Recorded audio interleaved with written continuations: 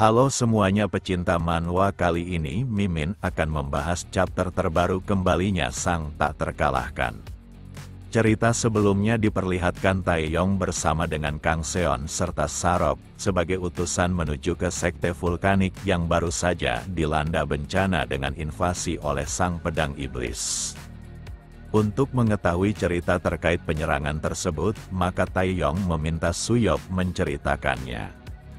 Serangan hebat yang dilancarkan oleh Sang Pedang Iblis membuat para murid dari sekte vulkanik tak berdaya hingga tergeletak. Sosok ini benar-benar menunjukkan betapa ganas teknik berpedangnya sekaligus menampakkan dirinya yang tak mengenal rasa takut meskipun harus menyerang salah satu dari sekte besar dalam dunia murim. Kini dia berada di udara dan akan mengincar aula utama sekte vulkanik untuk memaksa Sunwo keluar dari persembunyiannya. Saat dia tiba di bawah dengan menginjakkan kakinya, maka semua murid sekte vulkanik telah menantinya sambil menodongkan pedang dari berbagai sisi. Situasi ini tentu saja terlihat tidak menguntungkan untuknya, tapi dia takkan bergeming. Di saat yang sama 4 orang petinggi dari sekte vulkanik baru saja datang dengan lompatan di udara seakan mereka sedang terbang menunjukkan jika jurus meringankan tubuhnya sangat hebat. Keempat orang itu pun mendarat dengan mengelilingi Sang Pedang Iblis agar tak berbuat seenaknya.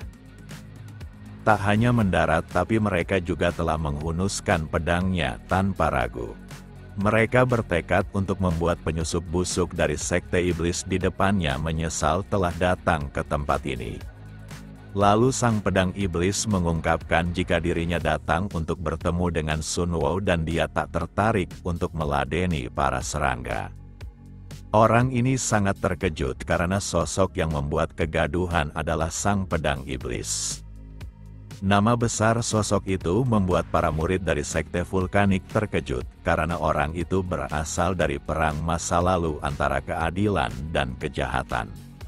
Meski terkejut akan kedatangan sosok di hadapannya, tapi pria ini takkan membiarkan penganut sekte iblis bertemu dengan Sang Pedang terbaik dari manhwa dengan mudah.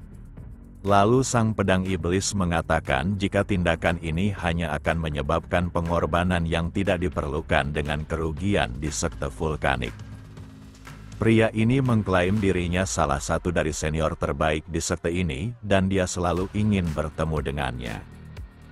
Sang Pedang Iblis mengerti dan dia akan membersihkan para pengganggu terlebih dahulu.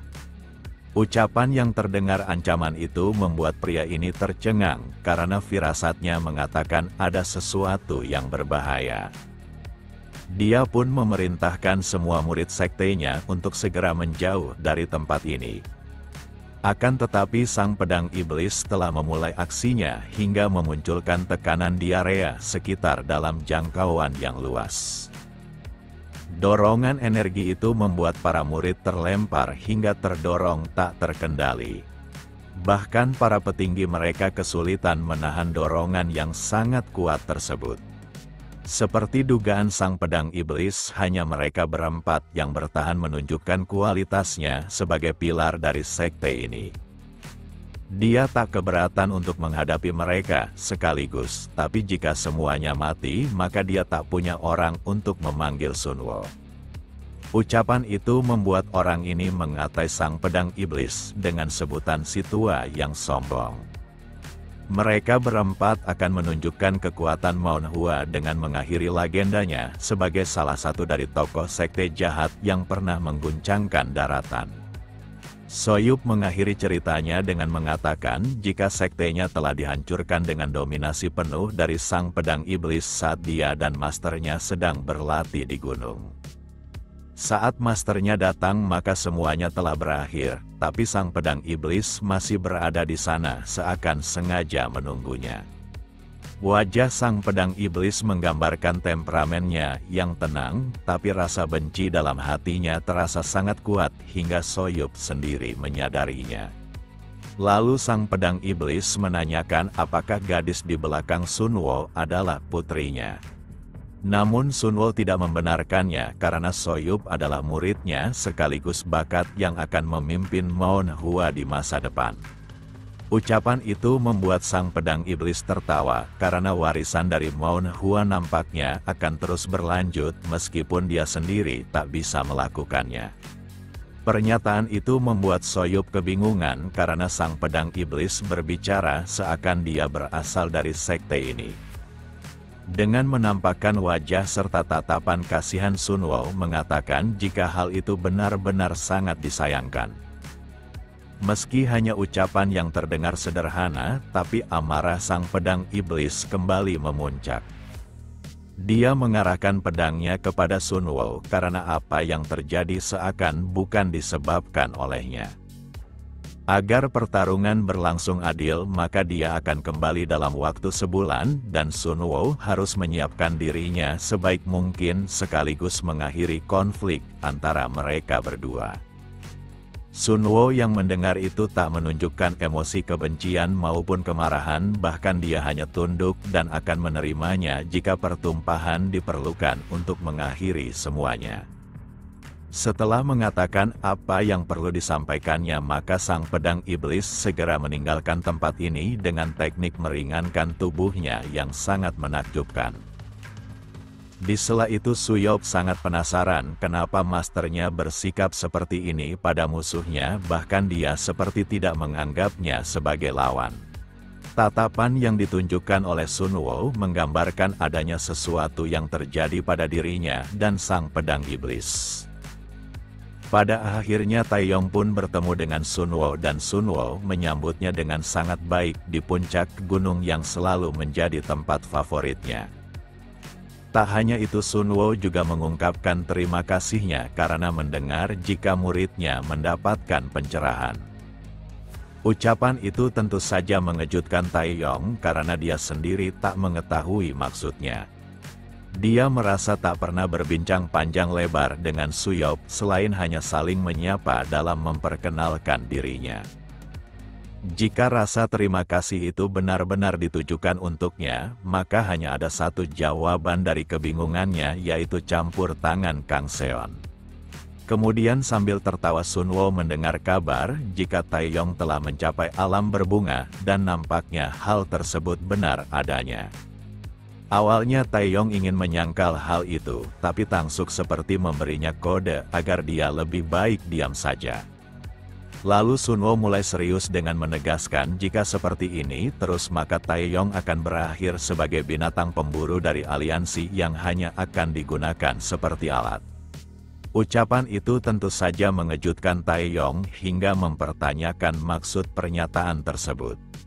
Sunwoo beranggapan demikian bukanlah tanpa alasan dengan meminta Taeyong melihat baik-baik sosok yang berdiri di depannya. Taeyong pun mulai mengerti akan apa yang coba dikatakan oleh Sunwoo. Dulu hingga sekarang Sunwoo masih mengeluarkan energi yang luar biasa dan tetap berada dalam performa terbaiknya. Akan tetapi pada akhirnya dia tetap tak bisa menjadi salah satu dari top 10 puncak bela diri teratas.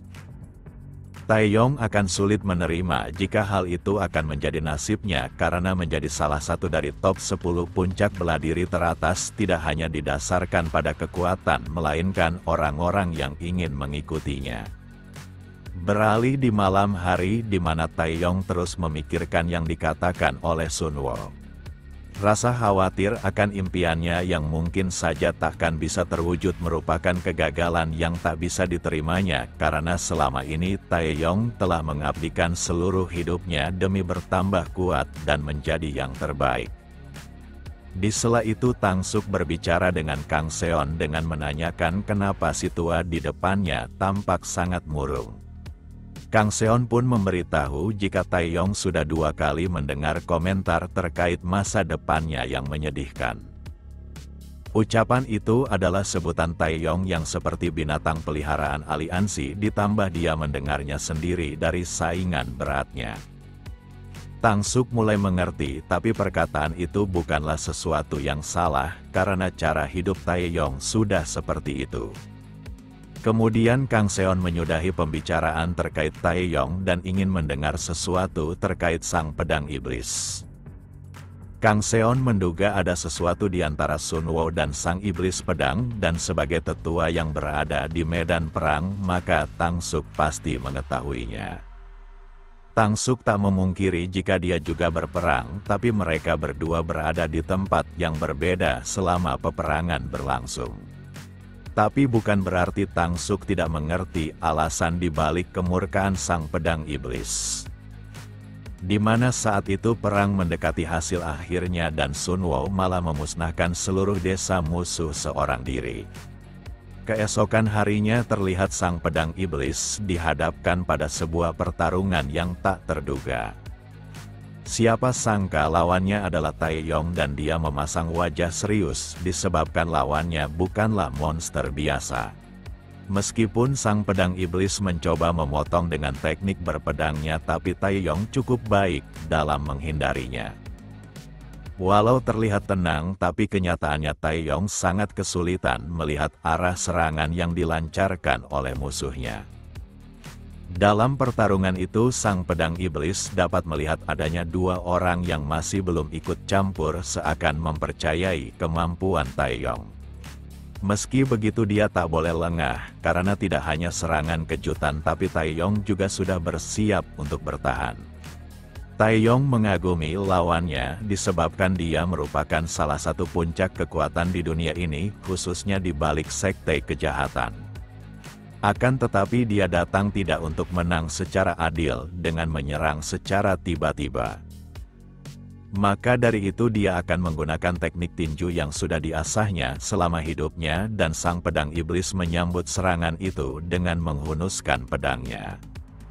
Kini aura tebasan yang dikeluarkan oleh sang pedang iblis jauh berbeda dari sebelumnya, menandakan dia telah meningkatkan daya hancurnya. Tabrakan kedua serangan pun terjadi hingga Taeyong tak hentinya terkejut. Bagaimana tidak tinjunya telah ditahan secara langsung oleh pedang milik lawannya. Meski tampak sangat sengit tapi Taeyong takkan kalah dalam adu kekuatan. Namun siapa sangka tangannya tidak dalam keadaan baik-baik saja, bahkan terdapat bekas sayatan pedang meskipun tidak menembus kulitnya. Tinju itu salah satu serangan terkuatnya, tapi malah diatasi, bahkan dirinya lah yang terpojok. Sang iblis yang sudah muak akan menyerang balik guna membalas serangan yang baru diterimanya. Dia menantang agar Taeyong menahan serangannya seperti yang dia lakukan pada tinju miliknya. Taeyong merasa dirinya takkan sempat menghindar dan memutuskan untuk menjawab tantangan tersebut secara langsung. Dia pun mulai mengeluarkan tinju terkuatnya dan menghempaskan serangan tebasan yang mengarah kepadanya dengan sangat baik. Taeyong tak menyangka serangan ini akan sangat berat, bahkan tangannya bergetar saat mengadu kekuatan mereka. Akan tetapi dia tak punya waktu untuk lengah, karena sang pedang iblis akan terus menunjukkan taringnya. Setelah melakukan serangan pertamanya, kini sang pedang iblis mengambil langkah di udara dengan ketinggian yang melebihi Taeyong guna memaksimalkan tebasannya. Taeyong yang memiliki firasat buruk tentang ini segera berteriak dengan niat mengerahkan segalanya. Dia pun menggunakan tarian tinju beruntun yang telah ditingkatkan disertai kecepatan yang bahkan mampu menghancurkan gunung. Di sisi lain serangan sang pedang iblis terlihat seperti hujan pedang yang siap mencabik dan mengoyak targetnya.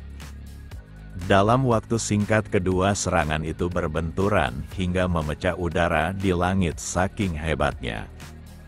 Sang pedang iblis terkesan akan lawannya yang cukup tangguh, padahal dia bukanlah bagian dari top 10 puncak bela diri teratas di dunia ini. Sayatan pedang yang mengarah kepadanya sungguh tak dapat terelakkan dan Taeyong akan menggunakan seluruh kekuatannya untuk meningkatkan pertahanannya. Dia pun berhasil berdiri kokoh meskipun serangan itu memotong semua pohon di belakangnya.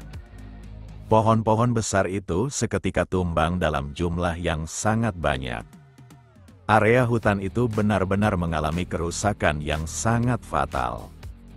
Di sisi lain Kang Seon telah menduga jika sang pedang iblis bukanlah lawan yang mudah, bahkan Taeyong bukanlah lawan yang cocok untuknya. Tang Suk menegaskan jika sang pedang iblis adalah sosok terbaik dalam ilmu berpedang di kultus iblis itu sendiri. Bahkan salah satu dari top 10 puncak tidak bisa melawannya saat perang besar antara kejahatan dan kebenaran. Meskipun sekarang ini dia hanyalah pria menyeramkan yang bertangan satu, tapi tetap saja kemampuannya sekelas bencana berjalan. Sementara itu Taeyong dipenuhi akan luka di sekujur tubuhnya, menandakan dia tidak dalam keadaan baik-baik saja. Walau masternya terluka dan kesakitan, tapi Kang Seon meminta Tang Suk tidak khawatir karena Taeyong merupakan tipe manusia yang akan bertambah kuat setelah bertemu lawan kuat. Ucapan itu terdengar sangat kejam bagi Tang Suk, bahkan menyebut Kang Seon adalah iblis dari para iblis.